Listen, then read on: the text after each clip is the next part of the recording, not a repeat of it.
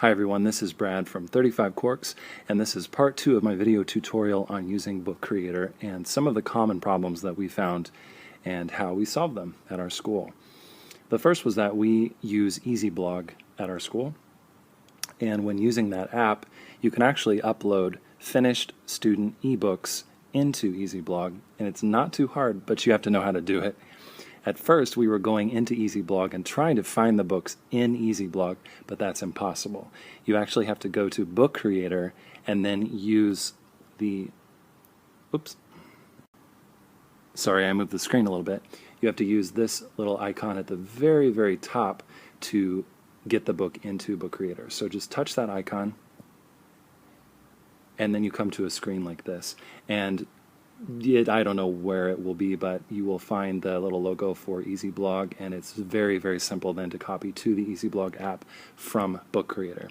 Just don't forget, you can't go into EasyBlog and find a book. You have to actually go to Book Creator and then use the little icon at the top to upload to EasyBlog. And then once you touch EasyBlog app, it will take you right into EasyBlog, and just like always, you go through step by step, and it very quickly uploads an EPUB file to your EasyBlog. Another problem you might have is when you try to compile student books together.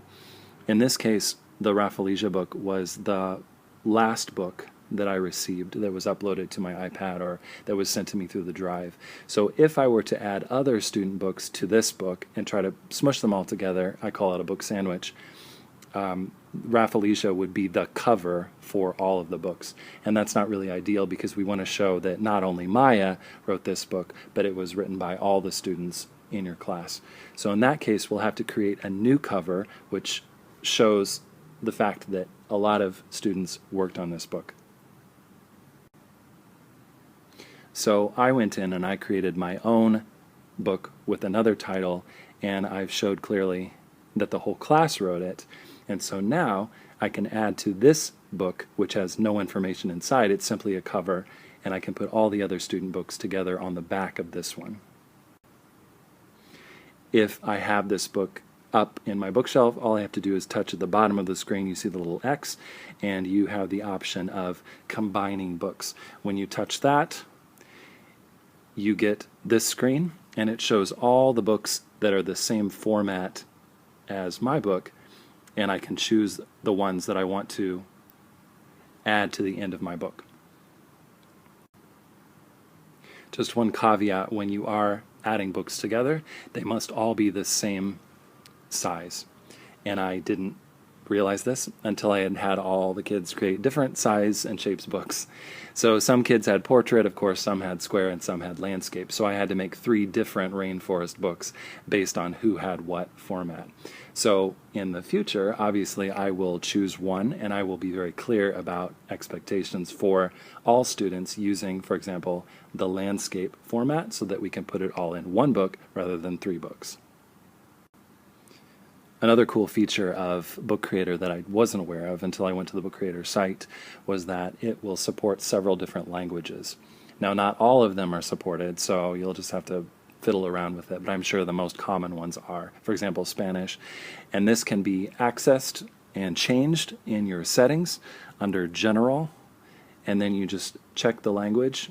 I've got English set on mine and Japanese because sometimes I need Japanese.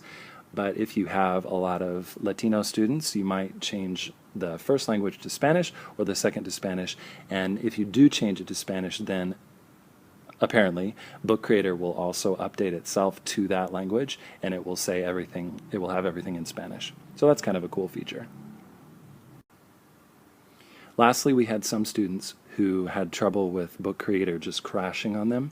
Every time they'd open up the app, it would run for just a few seconds, and then it would just disappear. It would go blank.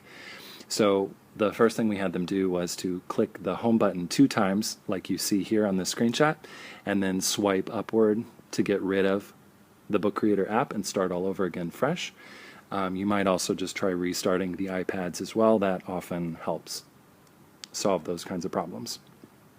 Thank you so much, and I hope this was helpful to you.